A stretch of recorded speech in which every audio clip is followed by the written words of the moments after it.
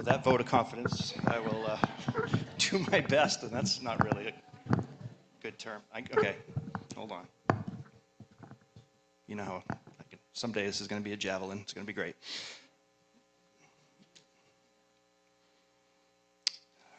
Okay, so before we get started, I don't really have a joke, but no, it's just a real kind of interesting fact. Did you know that the average dog in its lifetime will bark about 53,482 times? But that's just a rough estimate. Here we go. Hey-o.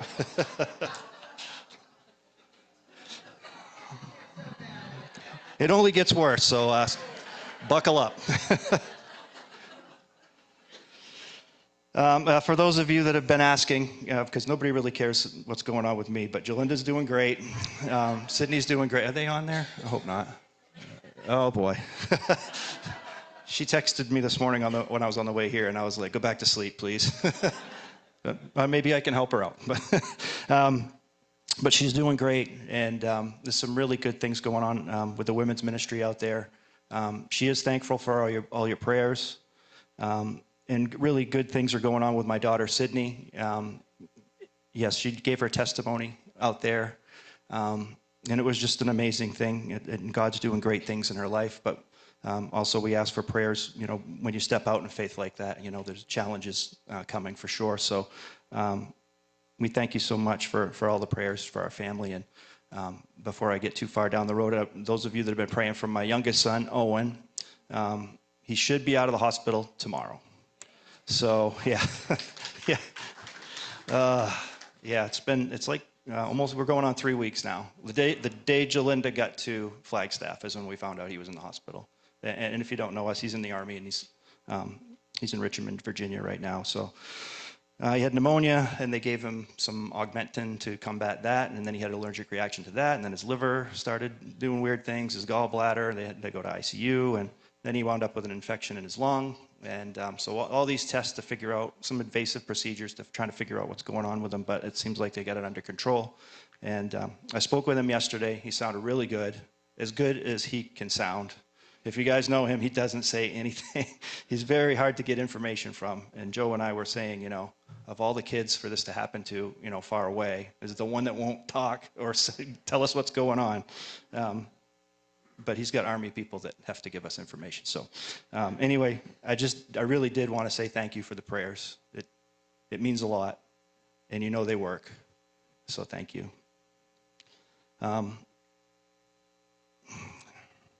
Before we get too far, Harry, if you want to put up the sunrise picture, please.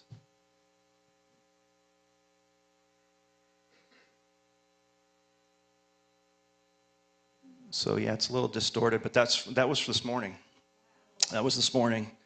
And I've told you before, I struggle with these messages. I really do. I have all kinds of information come in, and I can't make sense of it and how to get it in order, all that stuff. So I was still writing it this morning. In fact, I printed it out at 8:58. But I kept looking out the window, and this was going on. So I was running outside and going. I got staging in front of my big windows because I'm working on the house. And I'm running up and down a ladder trying to get a picture because it was so awesome. Because it really is kind of where we're going with the message today. And if you don't know, that's Goose Eye over in the Mahoosucs. That's actually in Maine. And it just looked like just balls of fire behind the mountains. And just really, really just an example of the Lord's power and might and beauty. It amazes me, and that stuff really resonates with me. So I wanted to share that with you this morning. And thanks, Harry. So the message I'm going to give this morning, I've been working on it for like 6 weeks. So it's been working on me. Let's put it that way. And what had happened was I'm just doing my daily Bible thing, and I was in 2 Corinthians, and I had read, it's 4:18. 2 Corinthians 4:18. So we fix our eyes not on what is seen, but on what is unseen. Since what is seen is temporary, but what is unseen is eternal. And I've read that multiple times, right? But I've always kind of looked at it as when you look at it, it's kind of like I interpret it as, don't pay attention to this bad stuff that's going on in your life. Focus on God, right? That's what is real and eternal, right? And then that's the important thing to fix your eyes on. But something about it wouldn't go away. And I thought about it and thought about it and thought about it. And I was thinking, well, things happen in our lives. We see things. Obviously, he wants us to see things and notice things. And I think he puts things in our lives, experiences, to draw attention to him, right? He allows us to see and experience things to focus on him that we can't see. And I thought about it and thought about it. And then if you read further through Paul, he talks about, in Hebrews 11:3, he says, by faith, we understand that the universe was formed at God's command, so that what is seen was not made out of what is visible. So this unseen is very, very important. And it was just rolling around in my brain. And so I knew, I'm like, I guess I got a message probably at some point. And the elders had asked me, we go through, are you working on something? And I was like, no. Because they asked me, the question was, I didn't lie. They said, do you have something? And I said, no. But because I really didn't understand exactly what it was yet, but I knew it had something to do with this seen and unseen stuff. And then we watched a movie here a few weeks ago. Where's Reggie? Where are you at? Okay.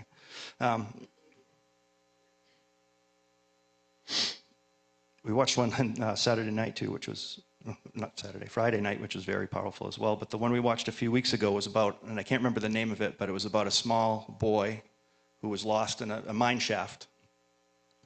And it's a true story.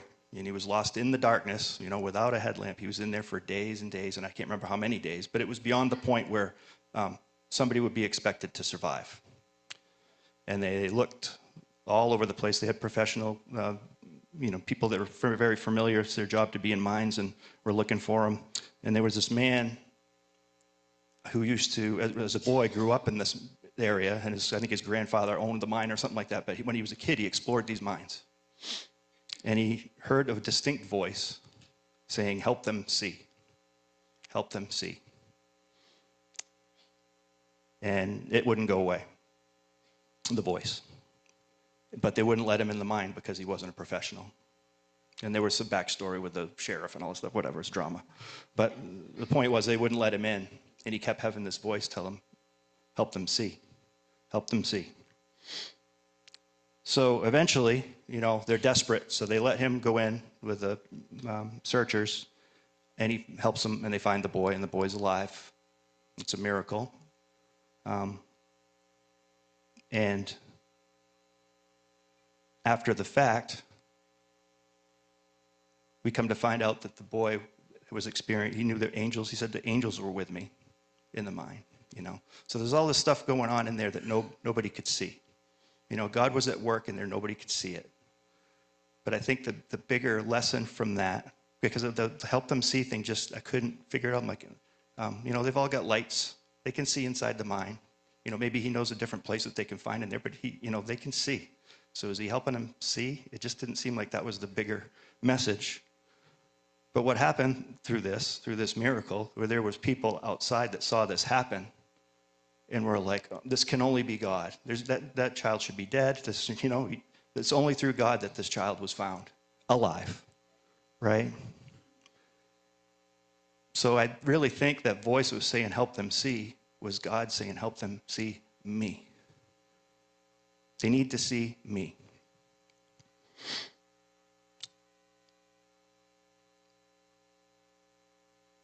And he tries to let us see him, but sometimes we don't recognize what he's trying to do. He's like, hey, notice me.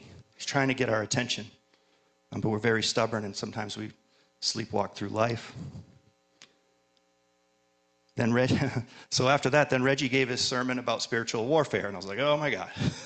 So he's talking about all the stuff that's going on in the heavens, heavenly realms that we can't see, right? But it's going on, and there's evidence of it here on earth. And Reggie was trying to draw our attention to it.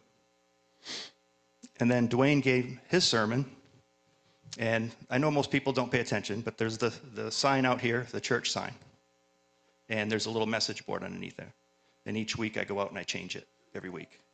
And that week I wasn't feeling good. That's another story.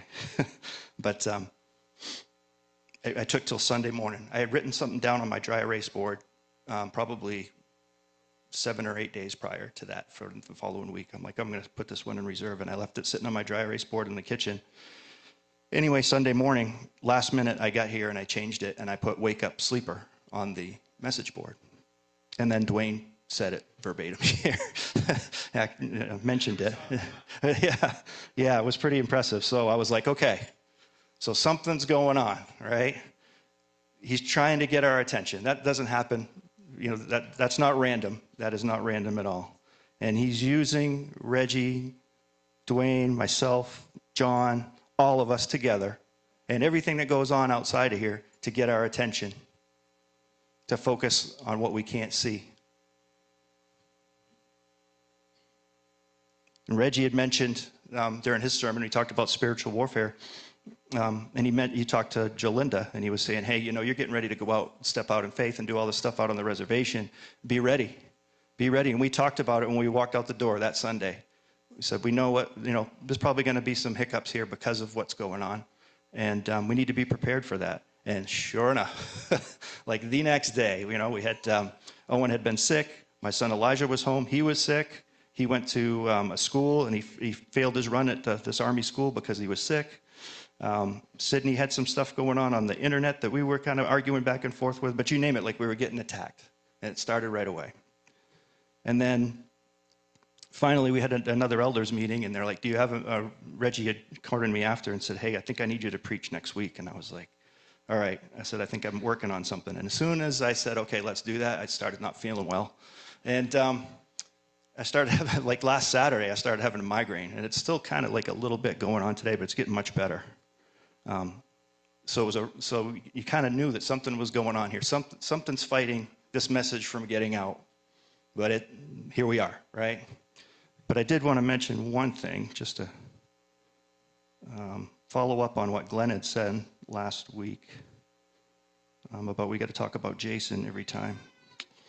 Yeah, I wanted to mention I was reaching out to Jason about this headache, and I felt like I was being whiny because, let's face it, I know what's going on in some of your lives, and a migraine for me, it's a minor thing, right? In the big picture, right? We got a lot of people that are struggling. And of course, I closed it up, and now I can't find it. Hold on, it's right here. But we were going back and forth, and he was just basically saying, "Dude, you gotta protect yourself with the word." And he was sending me messages, and you're probably stressed out and all that stuff. And I sent him this. I said, "Thanks, but I don't feel stressed. Sometimes things weigh on us without us really being tuned into it. I'm a sensitive lady." And he responded, "Yes, you are. But evil will do whatever it can to throw us off." So anyway, I wanted to follow up on what Glenn had said last week. But yeah, that's the kind of friends we have here. But the backstory was, though, he was trying to help me out. But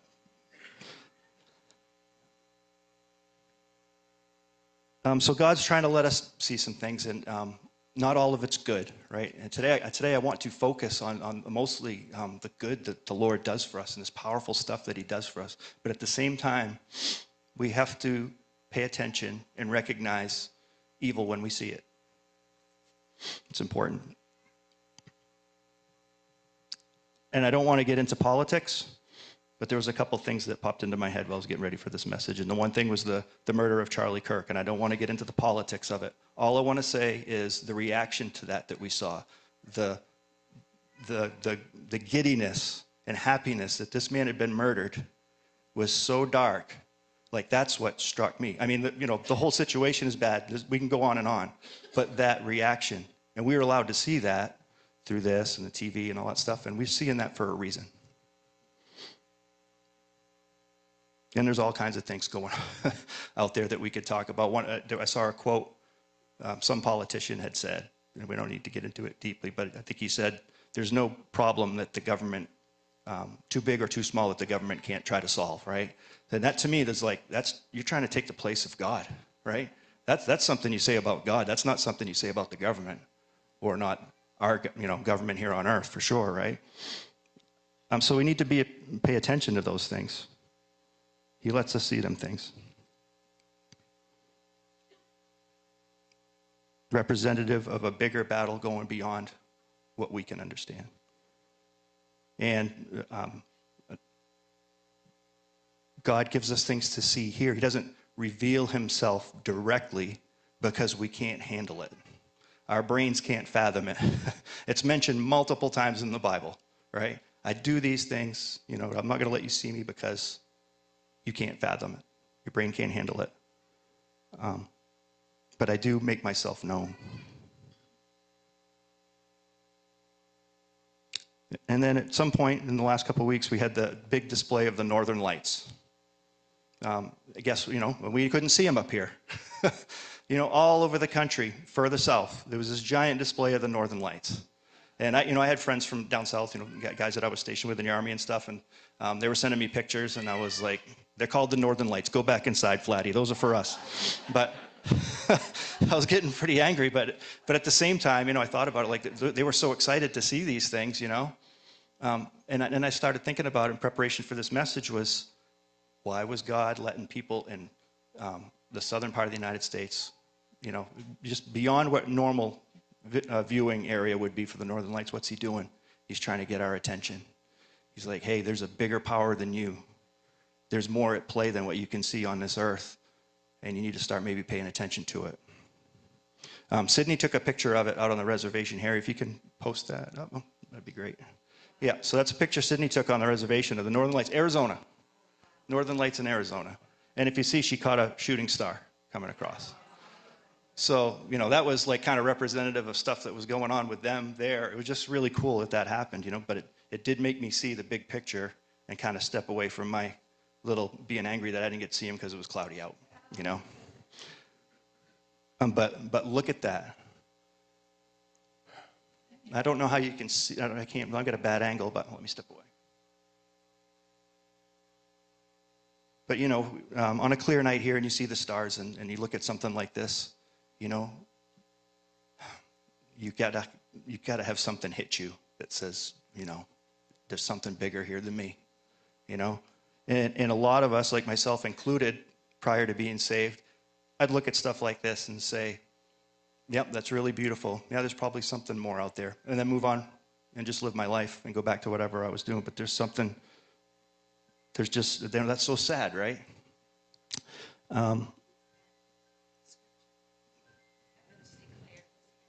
The heavens declare his handiwork, correct.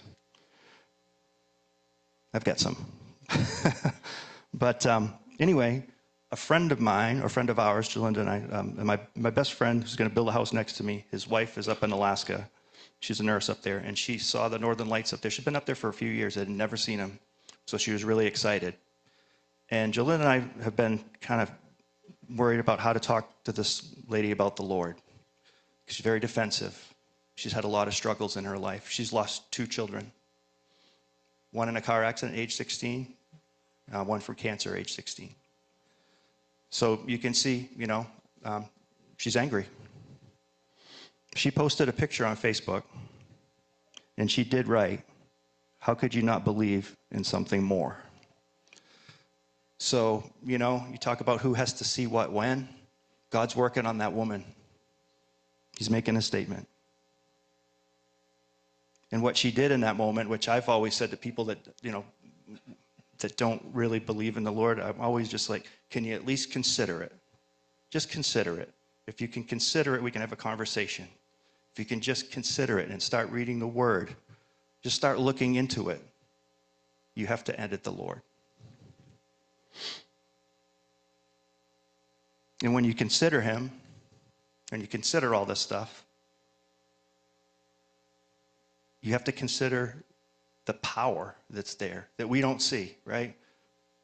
It's on display for us to recognize and stop and consider him and recognize his power and his sovereignty.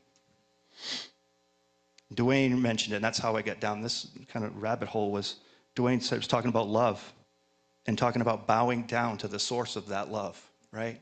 So it made me just start to think of, like, consider the source.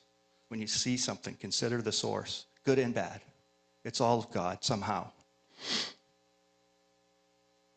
And if you're able to look at something like this and start to consider the source and just start to really take a big picture look of how powerful God is and try to understand how he's involved in everything, big and small, you can't help but just be in awe.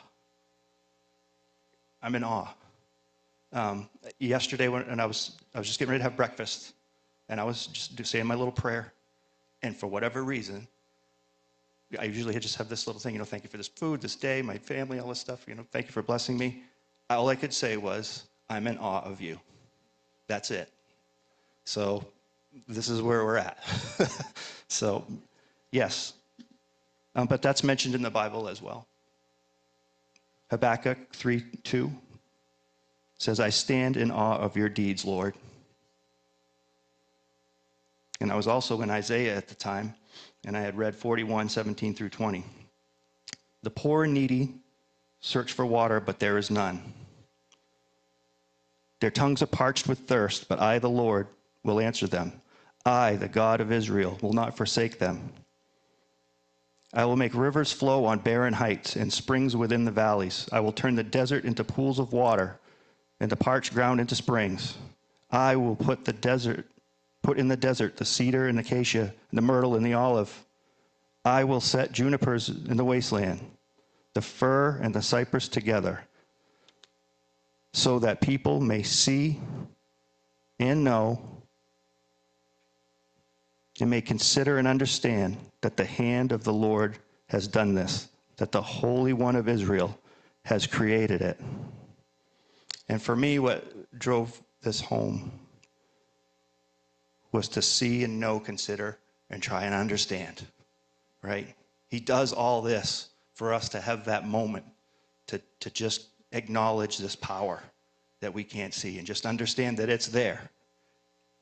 And he's there all the time, and he's doing his thing, even when we can't see it. And we have to consider the Lord in all our experiences, everything. And Dwayne was talking about moving forward with the Lord. We're all in our different, think of the right word, just different areas of our walk with the Lord, right? Different levels, if you want to call it that, right? And I'm just recently coming to a few things. And one of them was just, he is in everything. I was look at your little fingernail. He created that.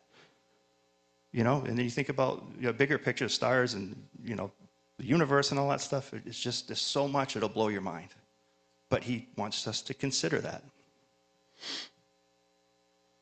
But each of us, we see things differently.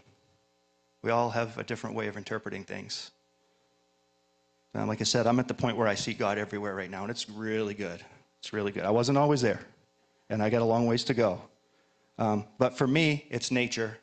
I look at a picture like this. I see the sunrise this morning. I look at the mountains. You name it. When I see stuff like that, it really makes me stop and consider him.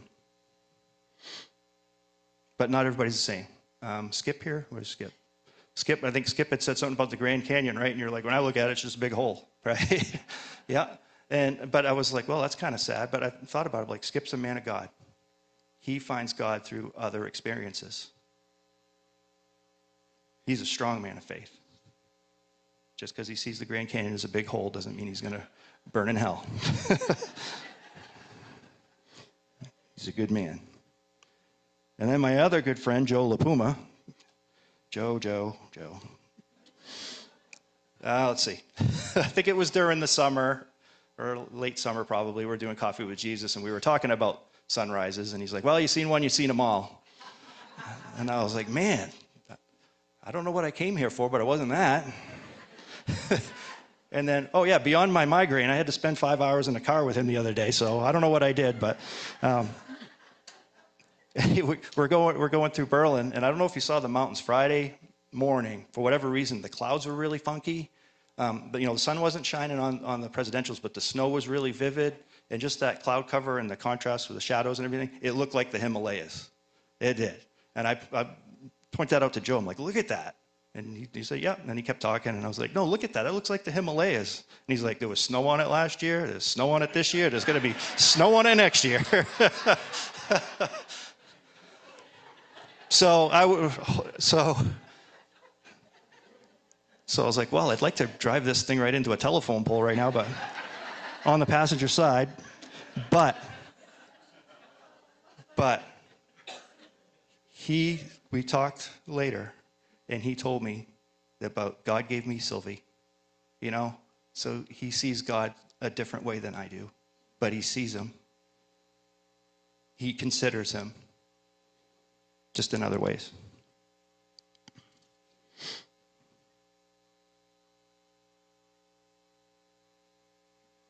So how can we not be in awe of him? I know when I think about what's happened in my life, I'm just in awe of him. I know what he's done for my family. I'm in awe of him.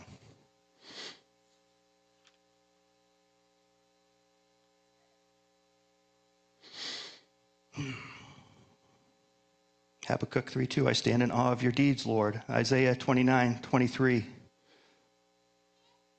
When they see among them their children, the work of my hands, they will keep my name holy. They will acknowledge the holiness of the Holy One of Jacob, and we will stand in awe of the God of Israel. Stand in awe. But what are we in awe of? We are in awe of what is unseen, a power that we can't fathom.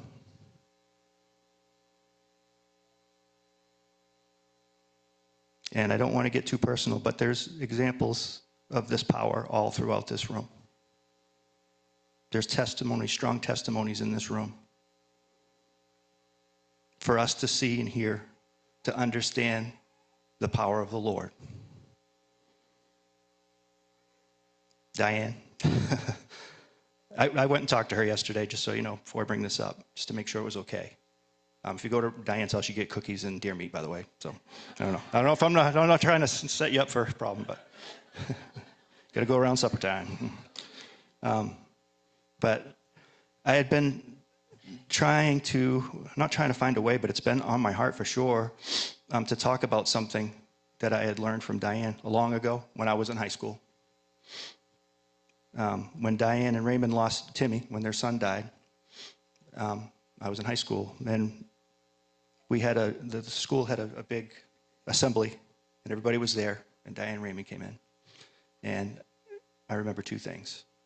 One was it was humid in that room because there was that many people crying. And I didn't really believe in God then. But I haven't forgotten this my whole life. A girl sitting next to me says, I don't know how they can just stand there. I don't know how they can be so strong. And the girl sitting next to her said, that's because they believe in God.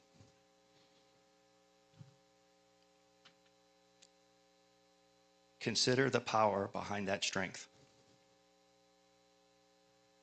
I'm in awe of that. Melinda's not here, but Steve, he's mentioned a couple times that when they went to see the doctor, she had her cancer diagnosis. They were like, what are your concerns? And you guys probably heard this, but she said, I don't have any because I have the Lord, Think of the strength, the power where that strength comes. I'm in awe of that. Laura has gotten some bad medical news, and she's so strong. She is so strong. She is what, we'd hope to be, right? If that happened to us, what we strive to be. I don't know if I could do it, but she does because she has that power, and it comes from a place that we can't see, but we see it through her, and it draws our attention to the Lord. My beautiful cousin Ashley came through this door, and there was two people in this church praying for her when she came in. She had never been to this church, I don't think, right? Or maybe years ago, but she'd never been a churchgoer. And while people were praying for her, she walked in the door, right? Now, you don't want to get it caught up as like, I was praying for her and she came in. That's not what it's about. It's about what was that unseen outside these doors, the power that brought her here. But God let us see the power of prayer to be part of that and watch that happen. What an amazing thing. I haven't known Reggie all that long, but I hear what he says up here. It's powerful, and he's told me a little bit of his backstory and where he came from. Imagine the power that transformed that man and where he's standing.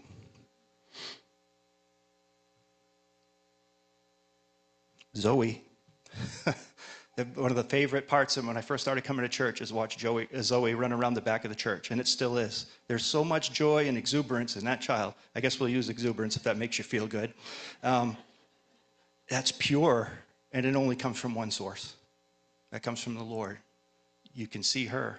You can't see the power, but it's there, and it draws our attention to it. Baby Gabriella, that was an amazing thing for all of us to see and bear witness to. Still going on. How awesome is that? And then you just think, like I was thinking about this when I thought about baby Gabriella, just a baby being born in itself, right? Now we're allowed to see, with ultrasounds and all that stuff, technology, you can see the growth of the baby almost like from the instant, right? And it's an amazing thing. Back in the old days, you just saw the head come out, and you're like, "Wow, baby, this is cool." And then you kind of had to think that, I did. I was like, "Wow, that's really powerful." And then move on with my life, and then think about it later. But even with all the technology, that baby receives a soul at some point. We don't see that, but it happens. It happens. We don't see it, and what a powerful thing that happens that we can't see. That's proof of the Lord and His power. Where's Nate?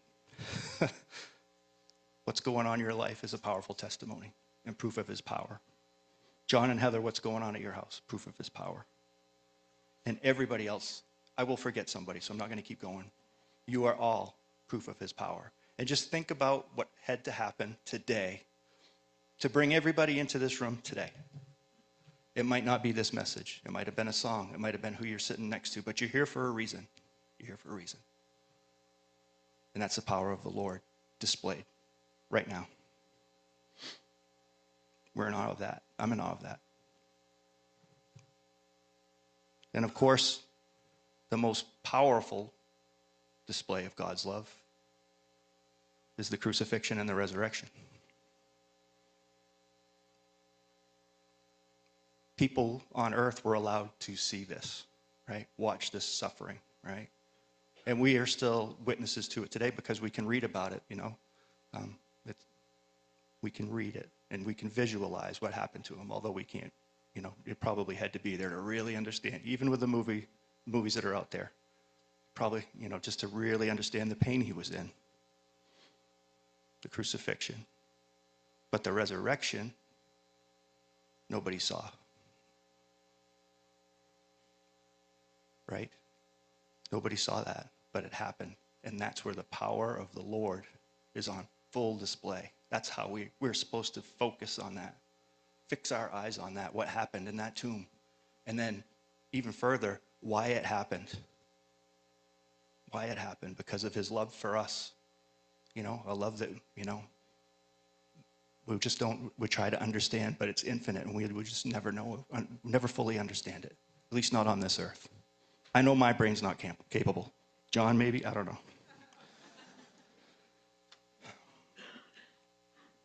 But at the revival, I had talked about the remnant and talk about there's always like something left of what Jesus or what God fixes. What God fixes, there's always something left so you can kind of recognize what it once was. And that's why we saw people were in Jesus' time saw Him after He died. And I forgot to say it when I gave that message. The most important thing I thought when I had it written down was that the remnant is proof of God's power. It's proof of God's work, and it's proof of God's love for us. Without being able to see, like, wow, He died, and He's walking with me right now. He's alive. I know He was dead. Something happened in that tomb that we could not see, and God let us see Him after as proof of what happened in that tomb. We should be in awe of that.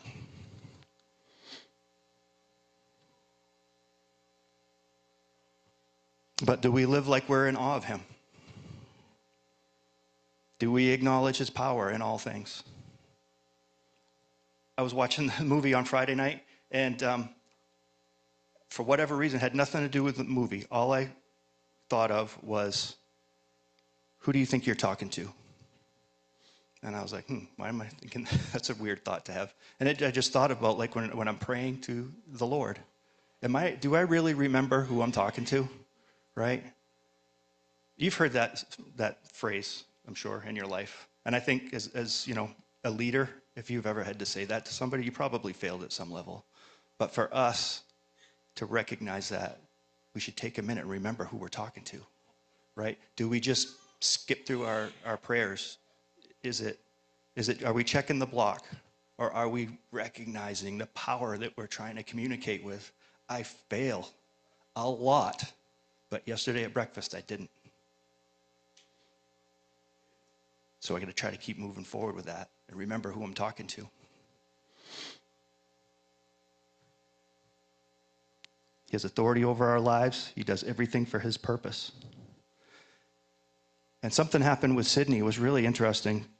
She had given her testimony. Well, she let me proofread it first. And I was reading down through it. It was really good. And, you know, she made me cry. So we're going to fight. But I think she just did it for that reason, because she likes to get me going. Likes to make me uncomfortable. But she mentioned in this, and I've been praying for this.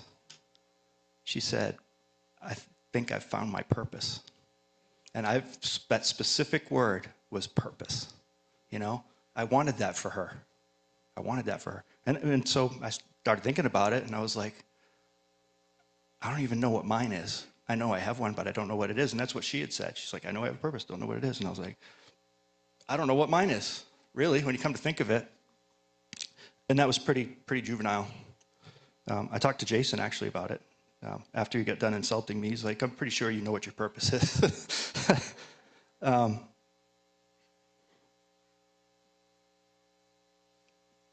But I read in Philippians, not long after I had that discussion with Jason and was reading my daughter's testimony, Philippians 2:13.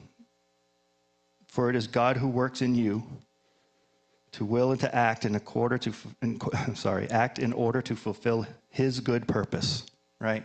That was his good purpose. I was like this, I had this aha moment that I've been waiting 56 years to have. It's not my purpose. It's not my purpose, it's his purpose. What am I worried about, you know? But just because you come to that realization doesn't mean you just stand still, right? You can't just be in awe of the Lord. God, I'm in awe of you, and I love you, and you're in everything. And, you know, I know that you have my life completely in your hand. We have stuff to do. We have to live our lives. Micah 6:8, you know, that's a familiar one. The Lord requires that you act justly, seek mercy, and walk humbly with your God. That's all he requires of you, right? He's got a purpose for you that maybe you don't know. But what you try to do is live his purpose for you, even if you don't know it. We have a guidebook. I don't have my Bible, it's back there, but we have a guidebook. We have instructions. We know what we're supposed to do. What we got to try to do is fulfill his purpose somehow here. And that's what we got to try to figure. How am I going to fulfill his purpose? Dwayne mentioned walk circumspectly. You like to throw a big word out that I had to look up. I kind of knew what he meant, right? But it was really, he was talking about, you know, we have to move forward with the Lord. We have our lives to live, but we have to walk circumspectly. We have to be aware of our surroundings. We have to make good decisions based in Scripture, based on our faith, based on our love for the Lord. It's not so easy.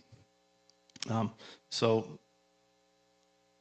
I'm not sure if this is going to make any sense to you, but I have to show you this picture and kind of talk about it for a second. Harry, you get the third one. I don't know can you see that, everybody? Is it kind of clear? I don't know. But so that's the basin in Franconia Notch. So bear with me. I'll try to make it make sense.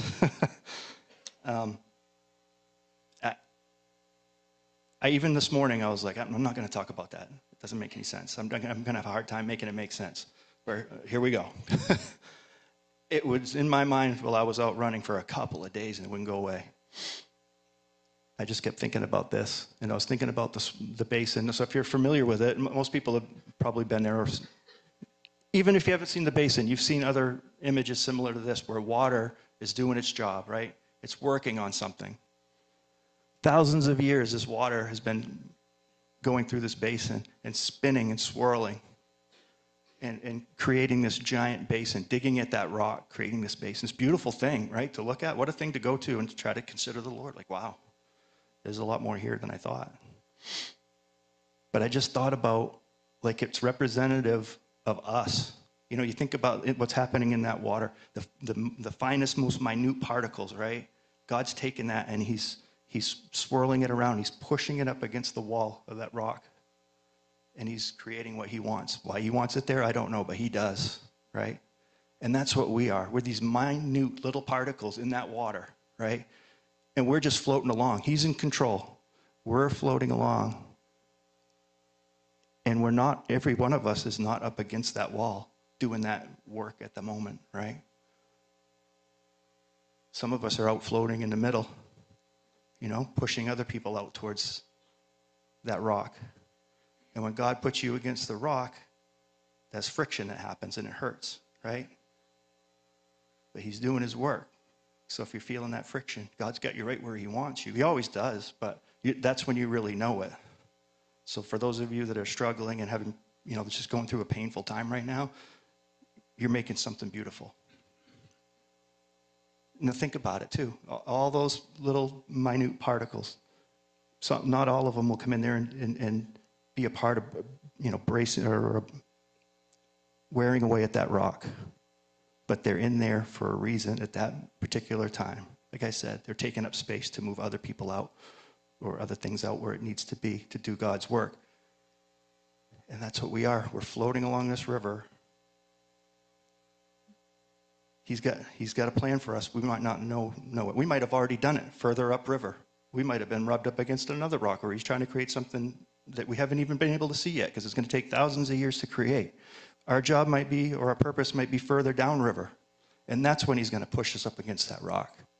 But we're going to get pushed up against it sooner or later. And something I thought about too was, you see this big overhang. I don't know if it looks so dark, but eventually that's going to get undermined and that's going to fall in. Wham, right? So all these things that think they're not involved with God's creation here are about to get a big reminder. He's going to drop it right on them. And hasn't that happened to us, right? And if it hasn't happened, it's going to. But when it does, we just got to remember that we're part of a bigger thing that we can't see. Something so powerful we can't understand. I know I'm a broken record, but that's the truth. Did that make sense? Okay.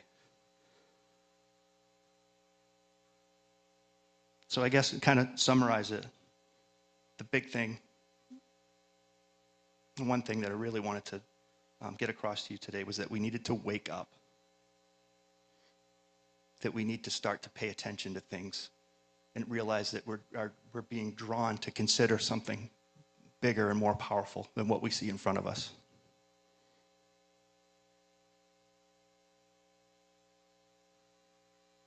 We recognize that we're surrounded by God's awesome power each and every minute, every second of our life.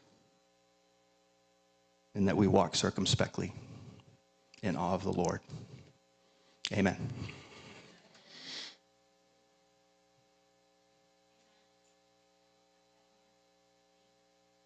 The one with the cave? Yeah, mine. Faith of Angels. And what's the one we watched Friday night? Soul on Fire. There's all kinds of messages in that one too, but been here long enough.